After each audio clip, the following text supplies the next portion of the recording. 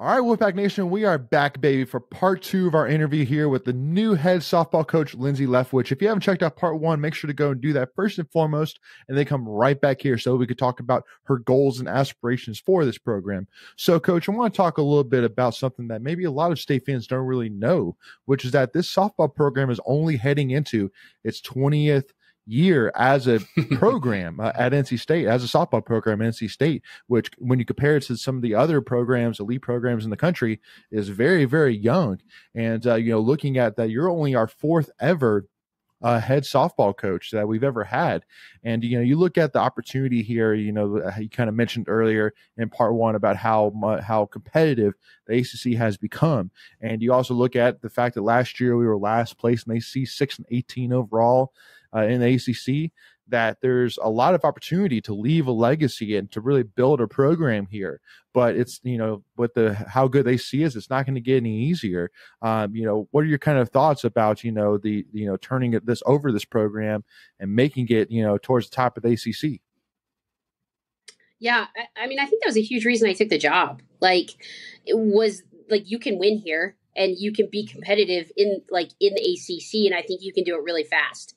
I think that, just looking at NC State as a whole, you see the growth of women's athletics, and I think seeing that happen from an administration standpoint, and then the women's teams bolstering forward, that was so enticing, and that was hey, that you can do that, and NC State's going to care about that, and women's athletics matters, and you can't say that everywhere in the country, at all. And so that was a huge part of this. And then on top of that, I was I can win there and I can be successful there. And there's no reason that NC State shouldn't be in the conversation to be fighting for, a conference championship. We should play in a regional every year. We should be in a super, we should be winning 45 games. Those are things that matter. And I think that those are things that are really, really possible here at NC State. And it made me want to jump on it right away. I think Navi put us on the map back in the day. I think Navi's an incredible coach. She's doing some really cool things with Team Puerto Rico right now. She's an assistant down in South Florida. And I think that she built this place from nothing. And then now I get to benefit from that. And I think that's awesome. And I just think that the rest of the ACC growing can only help me. It can only help the bottom of the ACC. Rising tides raise all boats, right? And the better they are, and the more competitive they are, then that means we have to be more. But then it also means that people want to come play in the ACC. And I think Florida State did a great job of that a couple years ago when, we were the ones playing them in Super at LSU over and over again. But I think they did a great job of making people realize that the ACC isn't what it used to be. The ACC isn't just this basketball, conference, and that we can fight for some things. And I think that, people aren't just looking at the softball conference as oh, it's just in the SEC. It's just all those things. And so there's no reason that we shouldn't say why not us? And that's what I wanted to do here for sure. Yeah. Amen. So obviously you had a lot of success with LSU, making multiple College World Series. How do you bring that championship mindset to NC State? I think it just starts with all the little things, right?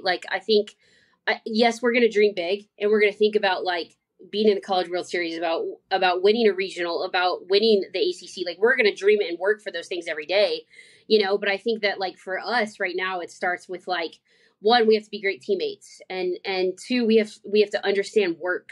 Everyone, the big cliche thing that everyone says is everyone wants to be great until it's time to do what greatness requires, right? And I think that that's a huge part of us. I think these kids want to be great, and I think that then they have to figure out how do I make the choices to do what greatness requires? Everyone talks about things so many times as sacrifices, oh, well, I have to sacrifice time with my friends, or I have to sacrifice this. I don't think it's a sacrifice at all. I think it's an active choice. Playing in the College World Series isn't a sacrifice. So I'm going to make choices along the way to have this great thing. And so I think that it starts with learning and understanding and growing them in a way that makes them choose those choices little by little. And then when you start to stack good things, all of a sudden you get to stack great days, and the great days turn into great conference series, and great conference series turns into a great run of March or whatever it is. And then next thing you know, you stacked all these little things and you're playing in June when it matters. And And I think that takes time. I think it takes time to build that, and for players to understand that, and then for it to trickle down and it be player led in that space. But I mean, that'll be our biggest focus from the get go is how do we stack all of these things in order for the result to just be the result. It's just the thing that happens because we worked hard in all of these other spaces, and then great things happened. And on that same note, like talking about building great people and loving them well and doing all of that, I really want them to understand too that like as much as softball is a part of who we are, it's not 100% who they are. And that just because they had a bad day at practice doesn't make them a bad person, that they're worthy on so many other levels. And I think that like that gets lost in all of this too. People are so excited about, oh, you're a new coach and you're going to win and you're going to do all these things. And like, we're going to not win sometimes, and we're going to fail in some spots, but like, you're still good, like you're still a great kid and you're still a great player and you're still all these things. And like, I think that matters. And I think the more that they understand their own worth, I think the more you see it on the field too. Absolutely. And I mean, I know for, us, Coach Leftwich, we always talk about, what it takes to turn around a program. Like, like right now we've, seen what Coach Doran has done, with football, where, he's slowly kind of turned the reins, bringing in the right guys, taking the guys to the next level, winning those big games, and then eventually being able to get to where we are, being a 8-9 win per year, football team. And then with basketball, what we've seen a lot is, I mean, a new coach can come in from year one and just bring in the right transfers, and then boom, like top 25 NCAA tournament, you name it. And so kind of tell me in terms of with softball. I mean, I know that obviously you don't even have enough time or couldn't necessarily just turn around, they'll turn over the whole roster, in a month. But I mean, like, so what is the typical, time that it takes? I mean, we went 6-18 in the conference last year. I mean, the AC is not going to get any easier. So, I mean, what should state fans kind of expect? Like, what will the road more likely look like? What's your expectation for it? I mean, my expectation is that we win. And that we win a lot. I think it will happen. I think, people talk about, oh, you got to bring in your own players and you got to do all these things. Like, I can dream all I want about the kids I've been recruiting for the last however many years that are coming in the 25 class or a transfer from the transfer portal or whatever. Like, at the end of the day, I have to coach the team that I have. And I have to love the team that I have. And I think that in this whole idea of the transfer portal, I think that gets lost a little bit. I think there's some really specific reasons that some people transfer. And I think that there's some kids that need fresh starts or want to be closer to home, or like Jordy Ball wins 2 national championships and goes back to Nebraska. Like, I think there's some cool reasons that it can happen, but I don't think that I should rely on my team being good solely because I go to the transfer portal. I think I have to develop my own players. I think I have to love my own players. I think I have to make them good. And so everyone talks about like bringing in your own people. Like, these are my people. Amen. Like, these 24 are my people, and we're gonna be great, and we're gonna do what we can. I think, I think it should happen. It can happen fast. I think we're gonna have some bumps in the road because we gotta learn how to fight, and we gotta learn how to win in those spots, and we gotta learn how to be tied with Clemson in the 7th and figure out how to finish it, and I think that we're missing that a little bit. But at the end of the day, like, there's some players on this team that are good. Like, we had multiple kids hit double-digit home runs last year. There's 2 kids on the mound that throw above 70. Like, they almost won 20 games with no coaching staff. Like, these players are good. And so we just need to develop them, and we need to understand how, like, what fight looks like. Like, I think there's going to be a balance of me learning what needs to happen. Like, how do you decide, like, can we sacrifice some skill acquisition on this day because we need more team building, because we need to learn how to fight better, because we need to compete better, or, is this week all skills because, like, we need to develop more in this place? Like, I think that will be a balance throughout the entire year. But at the end of the day, like, sure, maybe we're not winning 45 games this year, but why not? Like, this team is not bad. If you look back at, 2021, like, that team was freaking good. You had Estelle on the mound. You had a good core of these players that are on the team now that were swinging it. Like, the player for player, like, skill wise, they're not bad. They're really, really competitive in a lot of spots. So now they have to learn how to compete through some of this hard stuff.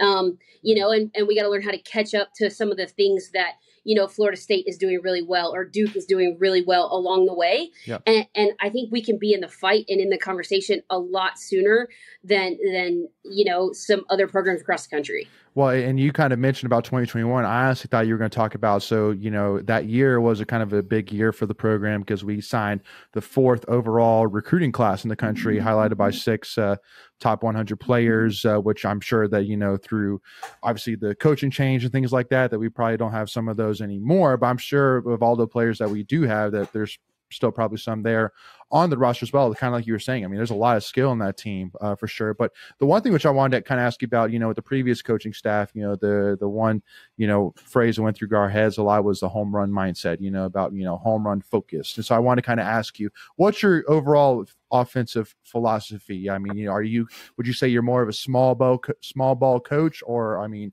would you be more focused on the home run guys? I mean, I love a good home run. Like, I love a jack. Don't get me wrong. Sure. I think it changes the ball game. I think in our park, a jack on the defensive side also changes a ball game. Our park isn't exactly large.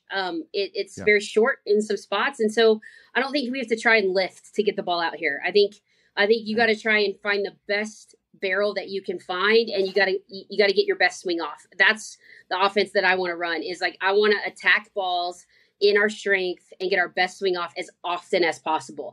In your brain, you're thinking, if I can't hit this ball out of the yard, then I shouldn't be swinging. But it doesn't mean it's going to go out of the yard. Like, I don't think that we have to try and sit and lift at all to hit a ton of home runs at home. Like, I don't think we have to try and sit and lift to hit a ton of home runs in half of the ACC. UNC plays small, Duke plays small, Pitt plays small, we play small. Like, we can do a ton of damage in those spots. And then, you know, when we go to places like Florida State and Clemson and Virginia Tech, like, especially with the kind of pitching they have on the mound, we got to hit doubles.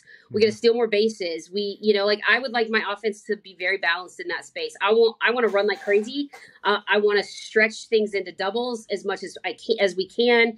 You know, we're going to bunt and squeeze when we can and do those things. And then when we have people on base, then we're going to try to hit the ball of the yard. You know, I think that, like, I don't want to lose a whole bunch of one-run ball games because all we tried to do was lift. That being said, the Swifts were great at creating power. So this team has an unbelievable base of, like, what can happen in a swing in that spot, you know? And now I would just like to develop their offensive attack differently, like their plan, like what pitches we're hunting, how we're preparing them. I think you can beat a ton of people solely by how you prepare, you know, and the things that you choose to focus on and the pitches that you choose to hunt. And so, you know, I think that, like I said before, this team has some unbelievable skill. Yep. I would just like to develop them as, you know, their offensive brains more. Yeah. Before we continue, I want to take a quick second to tell you about our sponsor, Flatlands Jessup Insurance Group, that has your whole world covered, with agents in 5 offices throughout Eastern North Carolina to help you decide how much coverage you need, offering policies for home and auto, recreational vehicles, commercial, crop, health, life, and employee benefits. They are able to combine options to find a comprehensive solution that works for you. Flatlands Jessup protects the things you love so you can spend less time worrying and more time enjoying them. Find them on Facebook and Instagram at Flatlands Jessup. You can also visit their webpage at www.flatlandsjessup.com. So please make sure to go and check them out. And kind of talking about some of the, you know, the big moves, which I've loved over the last month, you know, obviously we could talk about, you know, your young assistant coach you hired from Indiana, which is great for sure. But I mean, I got to focus on talking primarily, you know, about Paige Cassidy and Mike Bosch. You know, to me, when I saw the news and learning about these two, I mean, Mike Bosch specifically being a former Virginia Tech head coach, I'm like, wow, like that's awesome to have, you know, on your staff, you know, having some of that experience. But then, you know, just like you said, Paige Cassidy, and I mean, all the amazing words you had to say about her, you know, pitching, you know, during your time coaching her at FIU, and what she's done in her previous, you know, in her previous job as well. Like, I mean, to me, it seems like 2 home run, you know, hires. I mean, like, kind of talk to me in terms of, I mean, did you have a list of coaches that you were going after, or, I mean, like, and like, you know, what was kind of the conversation like with Mike and Paige, and were they easily coming over to Raleigh?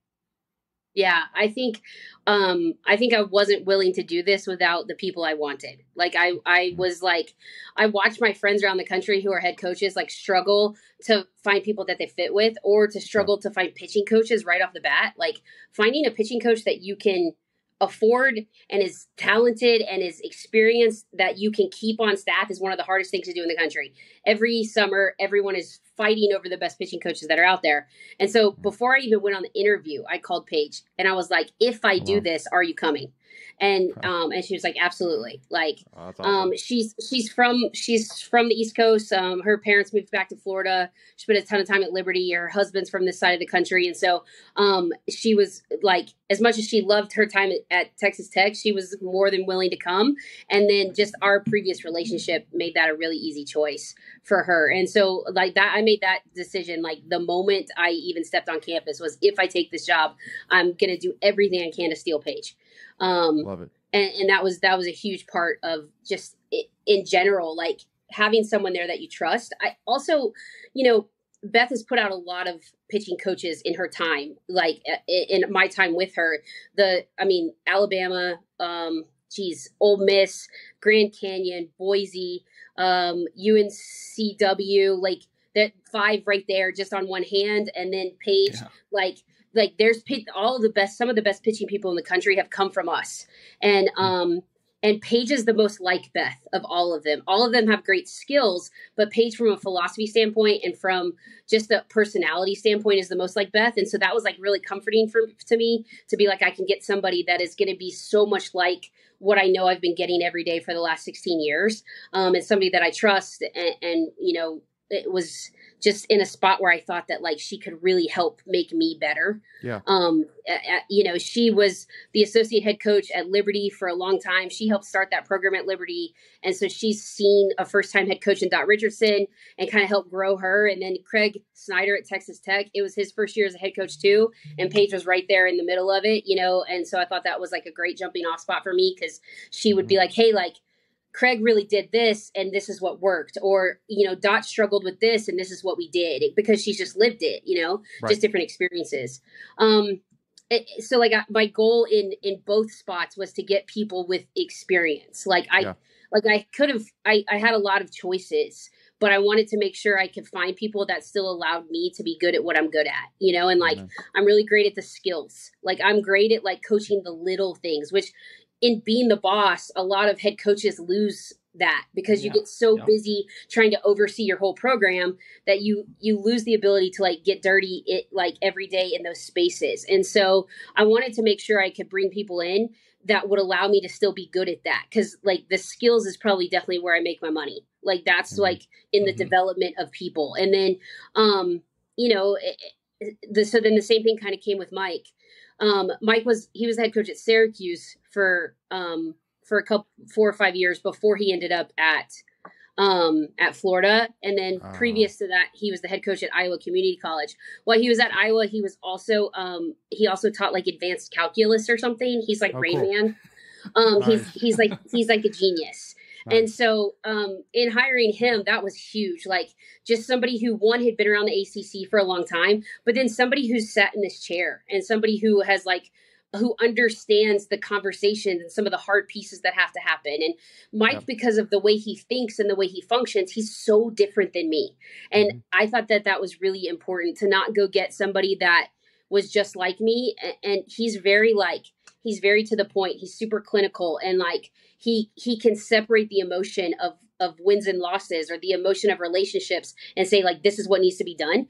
And I really needed that. Like, because I'm the emotional one. Like I'm the one with the juice. It's just what I've always been. And so I really felt like I needed somebody who would be even and like not ride this wave of like winning and losing or like struggling through development or in building a new program. And he was an easy choice. And then on top of the fact, like I said, he's a super genius when it comes to like analytics and understanding and breaking down data and looking at scouting.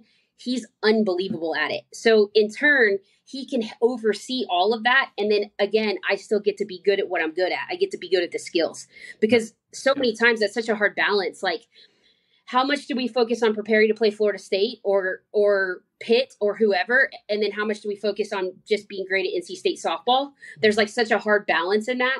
So if Mike is kind of overseeing how we beat those people, I still get to make sure we're good at NC State softball, and so that was like such an easy choice for me. And I think people were surprised that I hired Mike. I think they're like, oh, you ain't got 2 pitching people, but he just did the pitching at Florida. He actually was a head coach for 16 years. And so like he can do everything.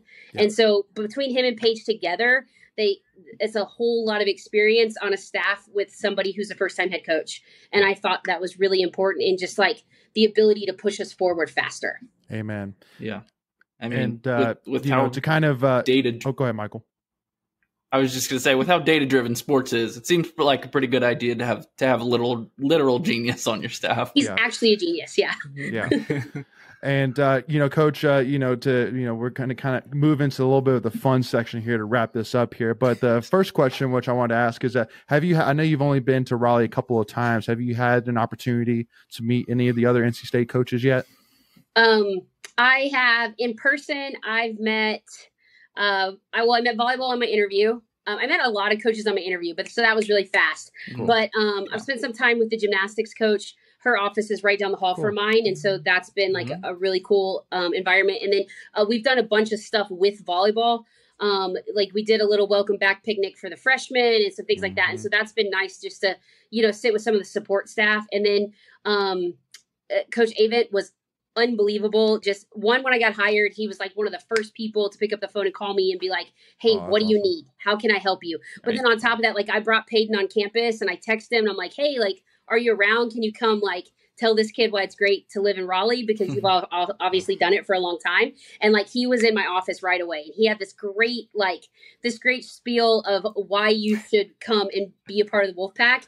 And it was like, it sold me. Like I wanted to say yes again, and so that was so cool. But just because like, he's been in Raleigh for forever. And so for him to be able to sit down, not only with me, but then with Peyton in that place and be like, hey, like, this is why you should love this place. Like it was awesome. And so every head coach has reached out to me and they've all just been like, whatever you need, like, come on. And I believed it. Like, it wasn't just like they sent me this one liner. It was like, they sent me like a pretty long text that was like, hey, like, this is who I am. This is what we're doing. Tell me what you need help with and we'll make it happen. And so that's been really cool. I love it. Okay, cool. Now, kind of getting the fun part here. So I know you've only been, the head coach in state for about a month now, but I'm assuming, through your couple times being at state, through research that you've probably have learned a couple of things about NC State over your month. Would I be correct? Yeah, definitely. Okay, cool. Okay. So with that being said, I'm going to ask some basic NC State questions and let's see how you do. And okay, here we go. But if you don't get it, don't worry. Maybe you'll just be like, okay, well, I need to learn. I'm curious. Within a month, let's see how you're doing. You know what I mean? So okay. I mean, I've only been in Raleigh for like 7 days total. So, exactly. Okay. And these are and again, we start easy, and then we'll see kind of because they go from easy to hard. So we'll kind of see where we go here. So first question is the easiest one. You've already answered it. Who is our most hated rival out there? Oh, the people in blue down the road. Come on. Easy enough. We're not even going to say their name.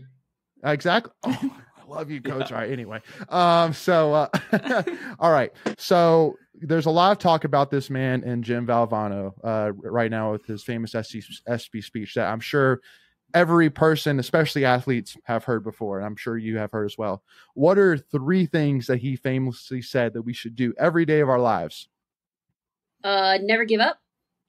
Not quite. We should. It's the other half. We gotta think. We gotta laugh, and we gotta cry. Oh, okay. I know that speech too. Every day. I know that too. You must think. Spend some time in thought. Yeah. Go ahead. I have the shirt from the foundation. It says "Never give up," doesn't it? It does. Yeah. No. That's his main quote. For sure. But just to me, that's always been a part that always. List them again. So every day you gotta spend some time in thought. Every day you should laugh every day, and then you should be moved to tears every day. You should think, laugh, and you cry. And if you do those things every day, that's a heck of a day per his quote. So I love it. Yeah, no, exactly. So what is the name of the live NC State mascot? Tuffy. Let's go. And bonus points. Do you know what Tuffy we're on right now? Bonus points. 7. Ooh, no, not quite. No. We're on 3, right? Right, Michael? Okay, 3. 3. Yeah. 3. No, I like it. Maybe we were on 7. We were on 7. Mike the Tigers, maybe. That's what I was thinking. That's what I was going to mention. That's what I was going to mention. And do you know the name of the homemade NC State ice cream brand?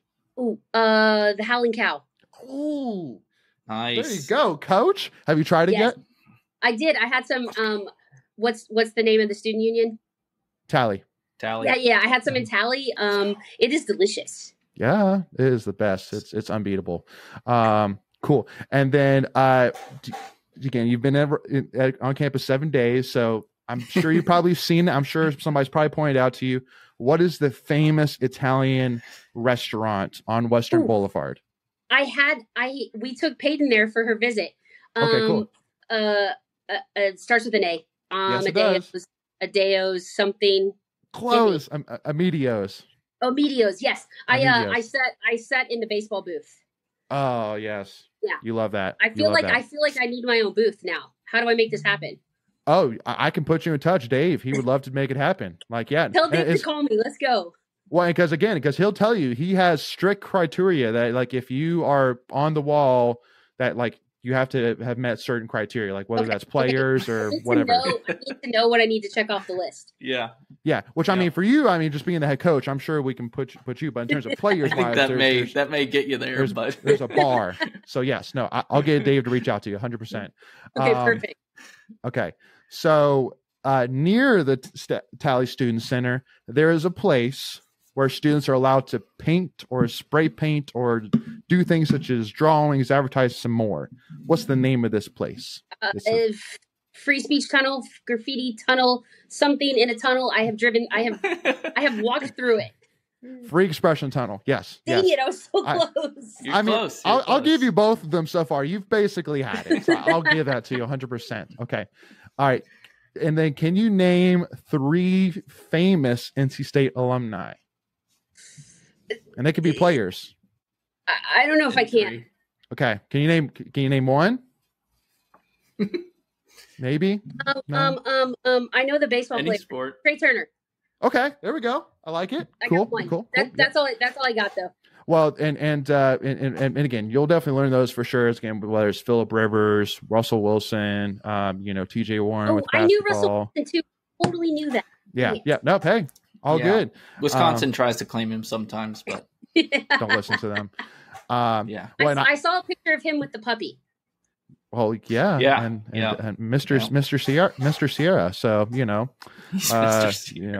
So anyway, well, no, sorry, Mr. Sierra. I mean, he's married to Sierra. Russell Wilson is. Sorry, but yeah. Anyway, not the name of the dog. Sorry. All right. And then this is the hardest one, and I would be shocked if you knew this. So shocked. Yeah. What were the original school colors for the university when it first opened? I got nothing. All right, cool. Navy? That's fine. Well, I mean, you're not far off. Pink and blue, believe it or not. Shut up. That's so fun. Yeah, yeah, it was fun. It didn't last long, but it was fun to start. Where did that come from? I think if I remember the research correctly, it was like our liberal arts union at the time decided to come up with it. But if I'm not mistaken, I think the history goes that again, we have a guy named Tim Peeler who is like an NC State historian. He knows everything about NC State history that has ever existed in over 100 years. And if I'm not mistaken, the history goes that 2 football players basically created what's it called? Like a bunch of people signed it, basically saying like we want to change the school colors. A petition, signed a petition to change the school colors, and eventually students decided on red and white. So and it's stuck ever since. Okay. So that's the history behind it. But first of all, Coach, bravo, not bad at all. Okay. Yeah, pretty good. Hey, listen, I've interviewed like current players that don't know what Howling Cow is. I'm like, how you don't know what Howling Cow is? It is a staple.